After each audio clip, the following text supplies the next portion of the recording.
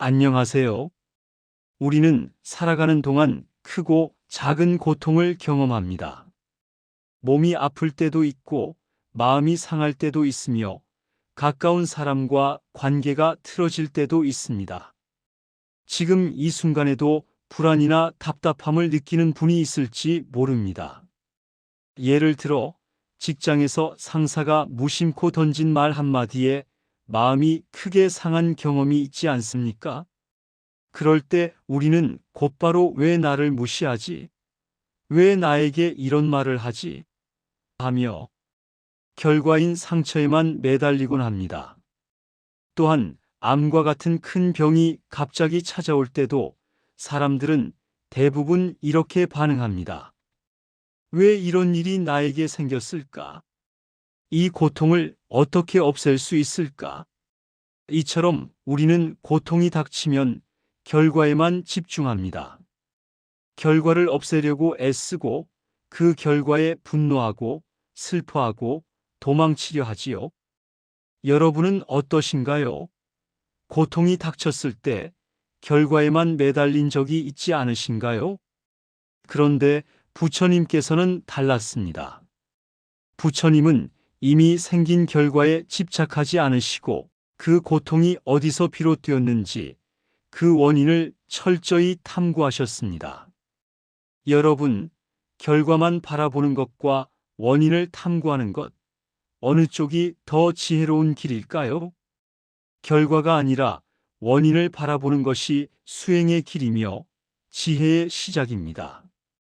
그 고통의 원인을 찾는 여정이 담긴 부처님의 오도송이 바로 법구경 153번과 154번에 나타납니다.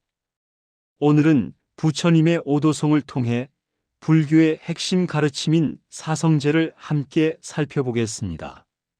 먼저 법구경 153번 개송입니다.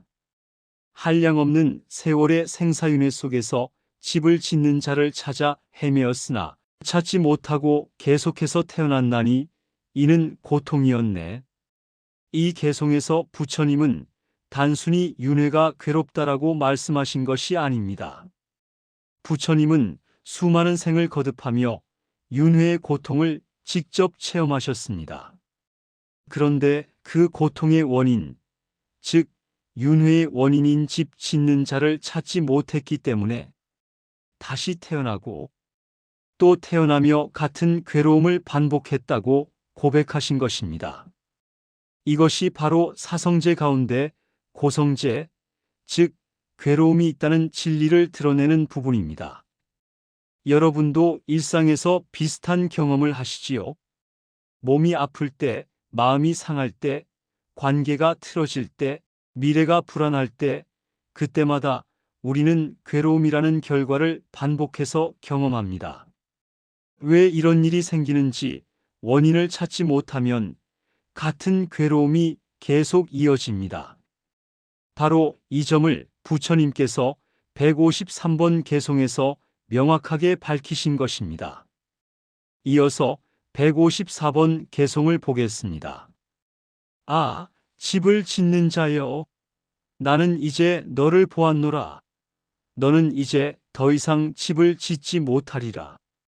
너의 모든 석가래는 부서졌고 대들보는 산산이 조각났으며 나의 마음은 조건 지어진 것들에서 벗어났고 모든 가래는 파괴되었도다.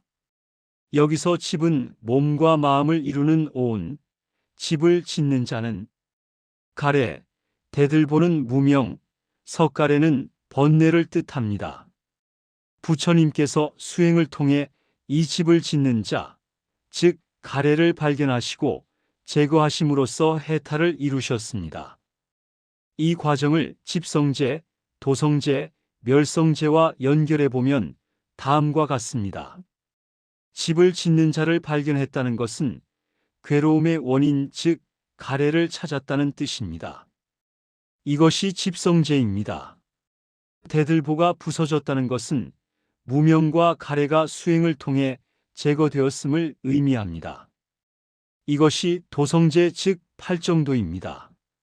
모든 가래가 파괴되었다는 선언은 더 이상 괴로움이 생겨나지 않는 상태, 즉 다시 태어나지 않는다는 의미입니다. 이것이 멸성제를 실현한 것입니다. 여러분, 누군가의 말에 상처를 받았을 때를 생각해 보겠습니다.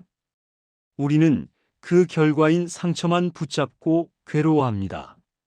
하지만 그 원인을 살펴보면 사실은 내 마음속에 인정받고 싶은 욕구가 그 고통을 만든 것입니다. 부처님께서 말씀하신 집을 짓는 자가 바로 이런 가래입니다.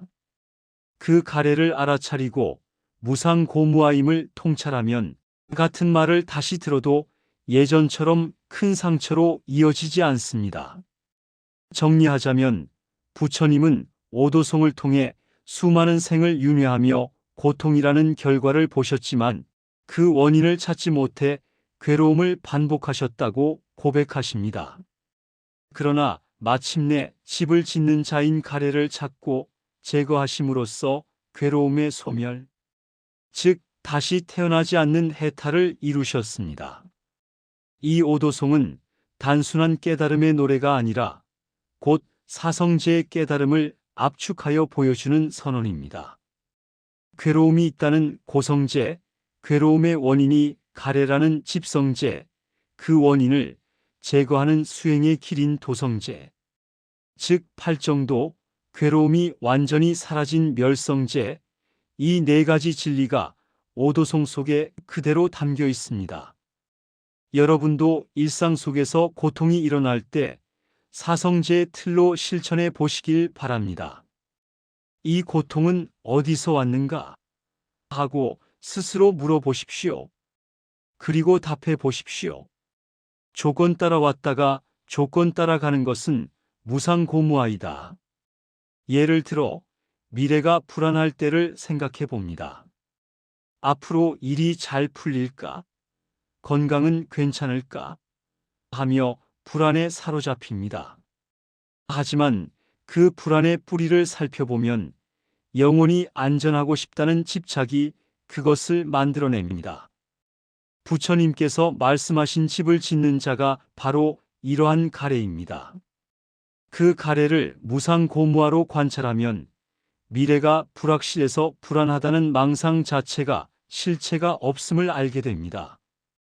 그때 과거와 미래를 붙잡아 괴로움으로 만드는 망상과 번뇌에 대해 염호하는 지혜가 생기고 이어서 이욕과 해탈 그리고 해탈 직연으로 나아가 열반을 실현하게 됩니다.